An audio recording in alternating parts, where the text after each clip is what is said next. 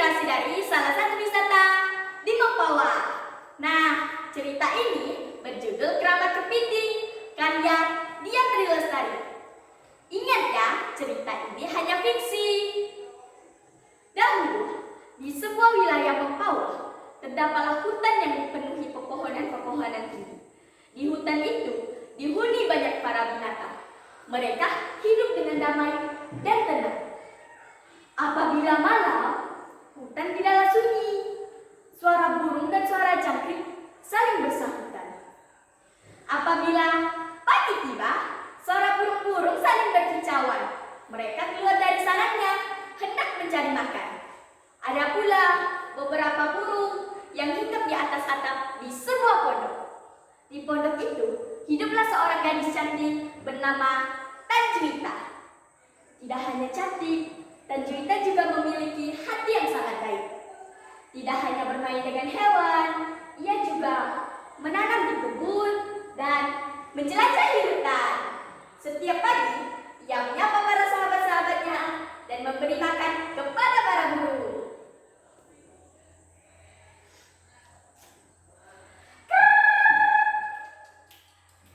Ayo makan teman-temanku. Burung si raja udang, apakah kakimu sudah benar-benar sembuh? Oh iya, hebat. Dari dalam pondok terdengar suara ibunya memanggil. Juwita,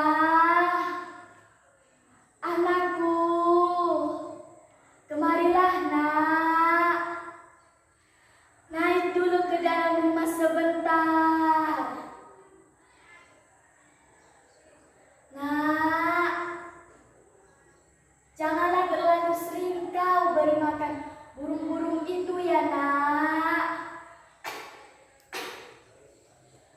Bukankah semua makhluk hidup yang ada di hutan ini sudah diberikan rezekinya masing-masing?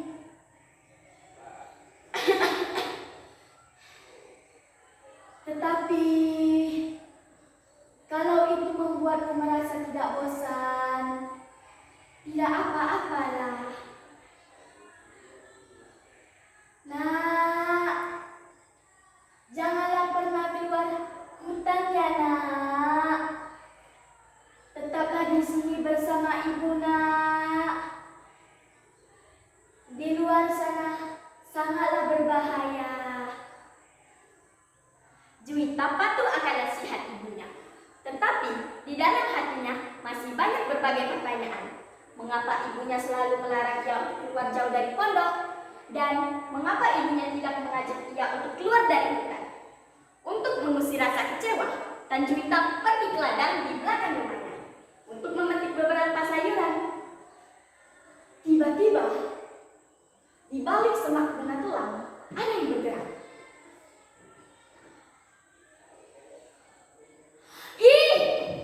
Ada seekor kepiting raksasa dan banyak kepiting lainnya. Kepiting itu tampak ketakutan dan memelas. Meskipun hewan-hewan itu tidak berbicara, tapi entah kenapa Tanjuwita merasa kepiting itu ingin meminta pertolongan. Hei kepiting, kenapa kau ada di tengah hutan? Bukankah rumahmu ada di laut? Kepiting raksasa itu seolah mengajak Juwita untuk pergi ke suatu tempat. Juwita yang penasaran mengikuti kepiting raksasa itu hingga ke tepi laut. Tibalah ia di tepi pantai yang dipenuhi banyak pepohonan bakau.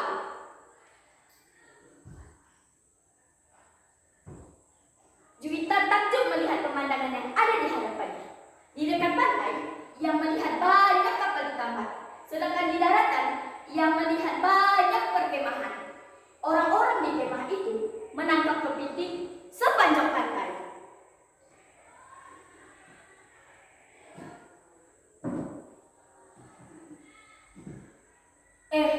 Siapa kau? Kenapa ada gadis cantik di pulau terpencil ini? Juwita ketakutan. Ia tak menyangka akan ada orang asing menyapanya. Tak lama kemudian, ibunya Juwita datang. Salah satu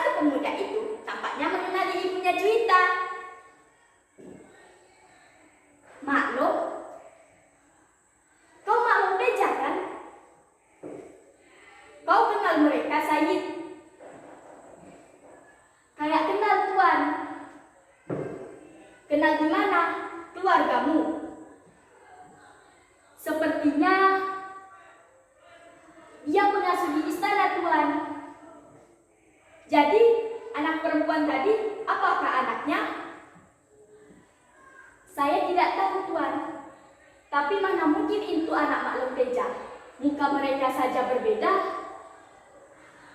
Ibunya Juwita membawa Juwita masuk ke dalam hutan lagi. Setelah kejadian itu, ibunya mulai sakit-sakitan.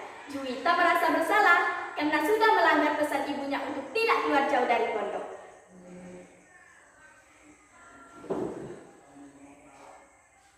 Ibu,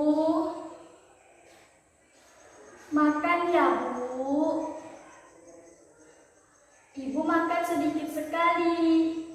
Batuk ibu juga semakin parah. Ibu, maafkan Juwita ya, Bu. Selama beberapa hari, Juwita dan ibunya tidak saling berbicara.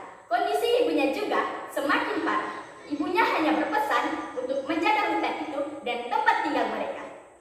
Hingga pada suatu pagi, awan gelap menyelimuti hutan. Dari arah laut, angin berhembus sangat kencang. Tak lama kemudian, badai besar datang. Ibu tiba-tiba hilang. Ketika sedang mencari ibu yang tidak ada di dalam rumah ataupun di sekitarnya, kepiting raksasa tiba-tiba datang. Kepiting, apakah kau tahu kemana ibu?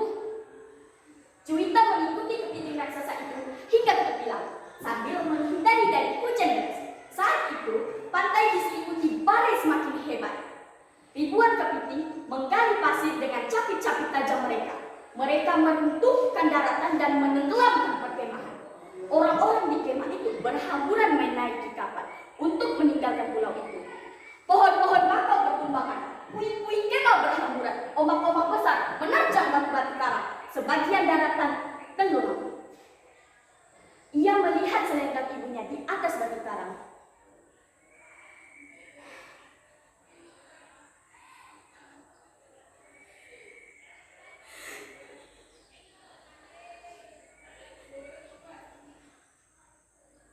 Maafkan Juwita, Bu. Juwita tidak mendengarkan pesan ibu. Ya Tuhan, apabila baik bagiku jika pantai ini hilang, maka lenyapkanlah. Buatlah tidak ada satu manusia pun yang menemukan aku.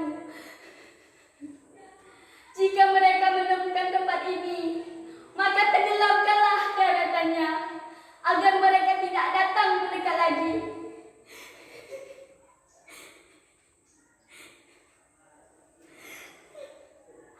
Para kepiting, menggalilah lebih dalam.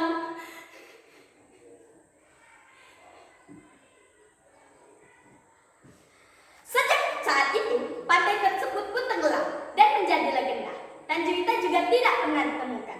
Tidak ada yang menemukan gadis cantik Tan Juwita itu di hutan maupun di pantai itu lagi.